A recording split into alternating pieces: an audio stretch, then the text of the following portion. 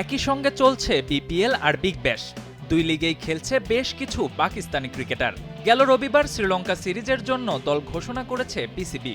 সেই দলে রাখা হয়েছে বিপিএলে খেলতে আসা 7 ক্রিকেটারকে। কিন্তু অন্যদিকে বিগ ব্যাশে পাকিস্তানের বড় বড় তারকা ক্রিকেটাররা খেলতে গেলেও তাদের ডাকা হয়নি আসন্ন টি-20 সিরিজে। কিন্তু কেন?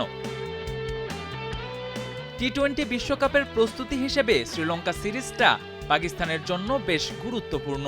এশিয়া মহাদেশের দুই দেশ ভারত এবং শ্রীলঙ্কায় হবে এবারের আসর।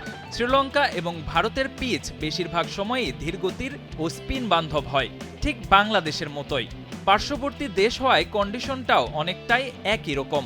অপরদিকে অস্ট্রেলিয়ার পিচ বাউন্সি এবং স্পোর্টি হয়ে থাকে, যা বিশ্বকাপের কন্ডিশনের সম্পূর্ণ বিপরীত।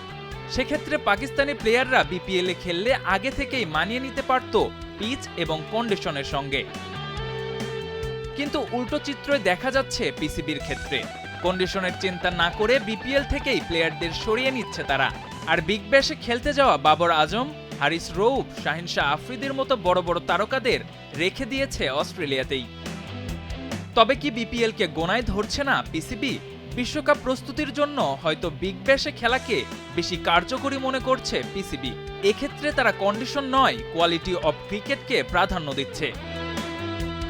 সার্বিক দিক বিবেচনা করলে বিগ ব্যাশের থেকে অনেকটা পিছিয়ে থাকবে বাংলাদেশ প্রিমিয়ার লিগ বিপিএল। দলগুলোর শক্তিমত্তা, গেম স্পিড, খেলার ধরন, গেম সেন্স ইত্যাদি দিক থেকেও এগিয়ে থাকবে বিগ ব্যাশ।